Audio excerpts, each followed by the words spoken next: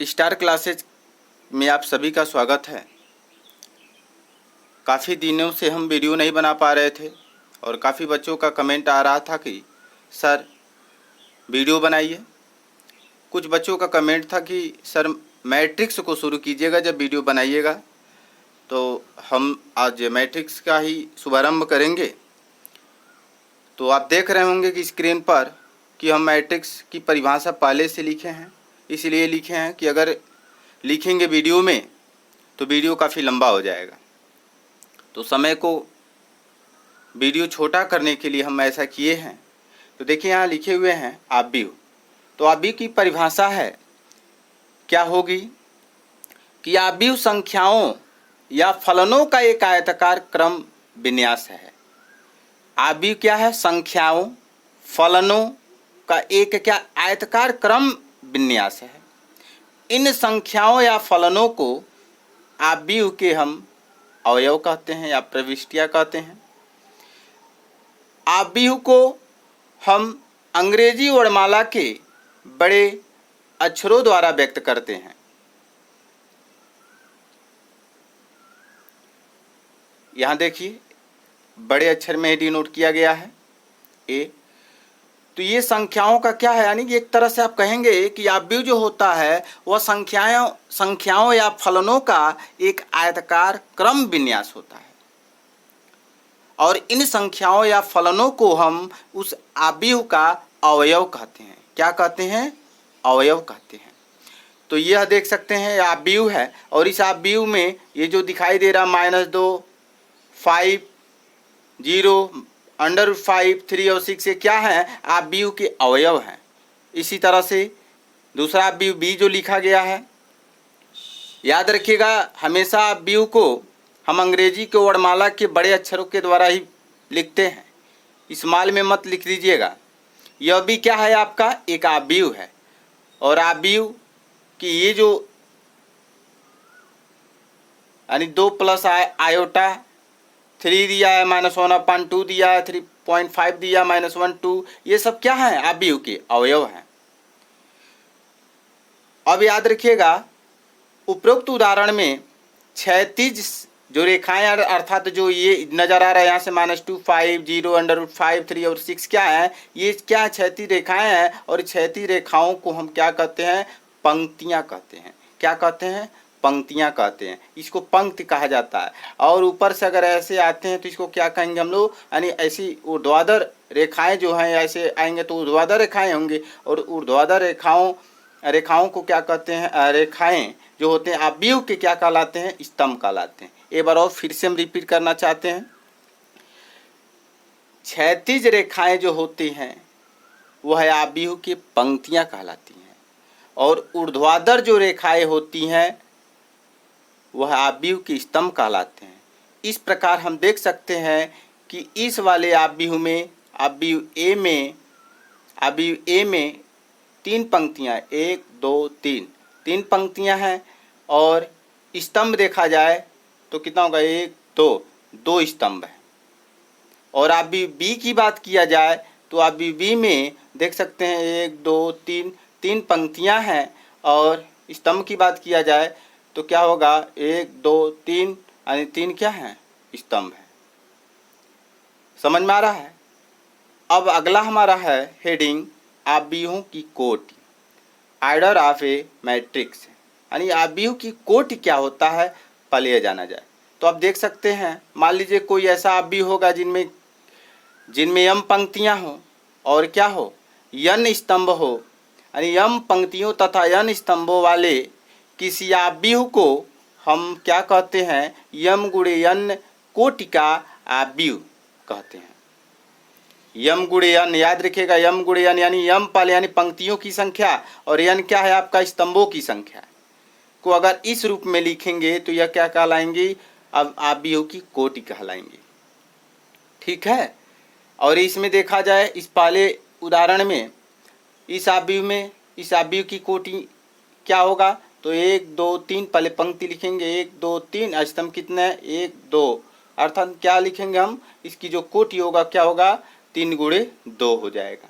यानी कह सकते हैं कि ये जो पहला जो अवयव ए है वह क्या है, 3 गुणे 2 कोटि का क्या है, अवयव है। उसी तरह से दूसरा अवयव बी की बात किया जाए तो ये क्या हो जाएगा, 1 2 3 1 2 3, अर्थात ये 3 गुणे 3 कोटि का क्या है, अवयव है। बात समझ में आ रहा है। चलिए हम एक एग्जाम्पल करते हैं। एग्जाम्पल पहले से लिखे हुए हैं कि एक ऐसे 3 गुणे 2 अवयव की रचना कीजिए जिसके अवयव ए आई जे इक्वल टू 1/2, ये मॉड माइनस मॉड में दिया है i-3j द्वारा प्रदत्त हैं। ये आपके पास क्वेश्चन दिया हुआ है और कह रहा है कि 3 गुणे 2 का एक अवयव की रचना कीजिए इसके मदद से। तो हम लोग कैसे इसको सॉल्व करेंगे, ध्यान दीजिएगा। हल में क्या करेंगे, एक 3 गुणे 2 अवयव को हम किस प्रकार से प्रदर्शित कर सकते हैं, तो इस प्रकार से प्रदर्शित करेंगे। 3 गुणे 2 का मतलब होता है कि पंक्तियां हमारे क्या होंगे, 3 होंगे और स्तंभ जो होंगे वो 2 होंगे। तो देख सकते हैं 3 गुणे 2 का अवयव हम लिखे हैं 1 2 3 1 2, यानी 3 पंक्तियां हो गई और 2 क्या हो जाएंगे, स्तंभ हो जाएंगे। अब यहाँ समझने वाली बात है कि ये 1 के लिखे हैं, यानी 11 क्यों लिखे, 12 क्यों लिखे हैं, तो इसका मतलब समझ लीजिएगा। 11 का मतलब यह है, यहाँ एक जो लिखा हुआ है ये पंक्तियों को बता रहा है और जो यह दिखा रहा है यह स्तंभ को। यानी यह जो 11 का जो अवयव है इस अवयव का 11, वह पहले पंक्ति का पहले स्तंभ का पहला एलिमेंट है, यानी अवयव है, तत्व है। उसी तरह से यहाँ ये 12 का मतलब ये हुआ कि ये पहले पंक्ति का दूसरे स्तंभ का यह अवयव है। और ये क्या हो जाएगा, दूसरे पंक्ति का पहले स्तंभ का यह आपका तत्व हुआ, अवयव हुआ। यह क्या है, ये 22 का मतलब ये हुआ कि दूसरे पंक्ति का और दूसरे स्तंभ का यह अवयव है। और 31 का मतलब ये हुआ